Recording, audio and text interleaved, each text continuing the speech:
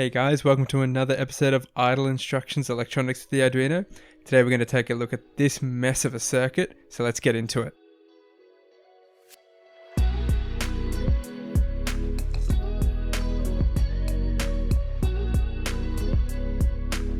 First component we're looking at is the transistor. Now this is what it looks like in a circuit diagram, and this is it over the top of that with its legs labeled. When a current goes through the base of a transistor, it essentially opens a path between the collector and the emitter pins and enables electricity to flow. It's used in a wide range of electronics and is a pretty crucial component to use and get to know. Then we've got the photoresistor, and basically the amount of light this receives changes its resistance. So the more light, the less resistance it will pose to electricity in our circuit. Then we've got two beefy 10k ohm resistors and our trusty red LED and 330 ohm resistor.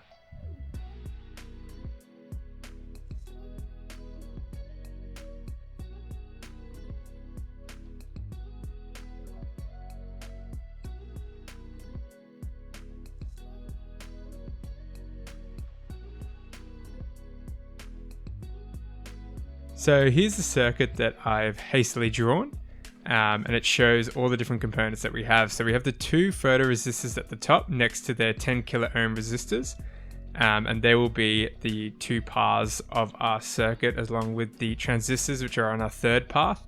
And these transistors will switch on and off, allowing current to flow through to the LED. So the photoresistor values will be read by the Arduino pins A0 and A5. And then when we send a digital signal through 3 and 4, we'll open the transistors and allow current to flow through to the LED. This is an example of transistors being used as switches. When we send a signal to the base, it will open them up and allow this circuit to be completed.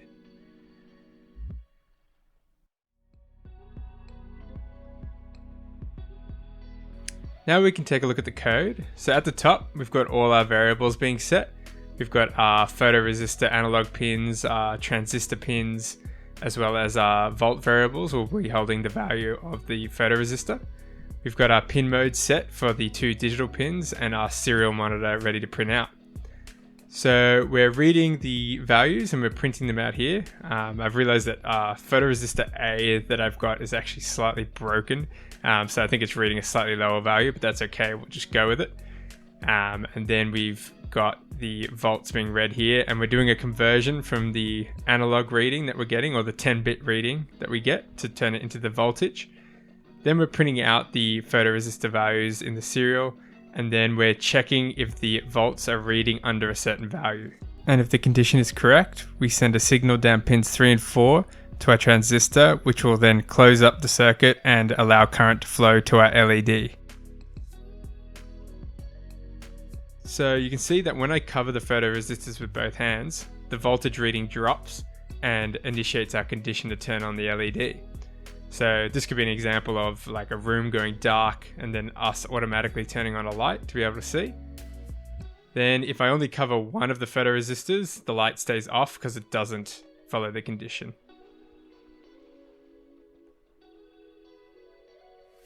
So I didn't do this by accident, but if you put a resistor between the base and the digital pins, it's probably a good idea.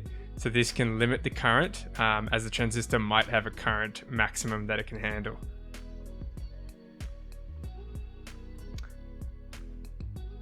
So why the 10k ohm resistor? Well, I've put a 220 ohm resistor here, and even when I shine a light right on the photoresistor, you can see that the voltage reading doesn't go up by that much.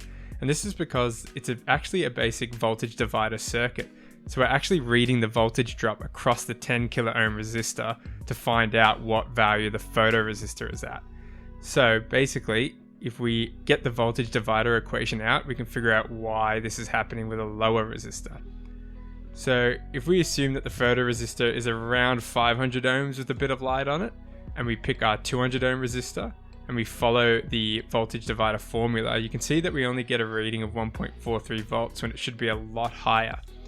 So if we compare that with the 10 kilo ohm resistor, we actually get a much bigger reading with that one. So as you can see with this formula, we get a reading of 4.76 volts. And this is good because if there's a lot of light shining on the resistor, we want to have the highest value possible, which means we can get a massive range and more granularity on the amount of light and resolution we get from that sensor.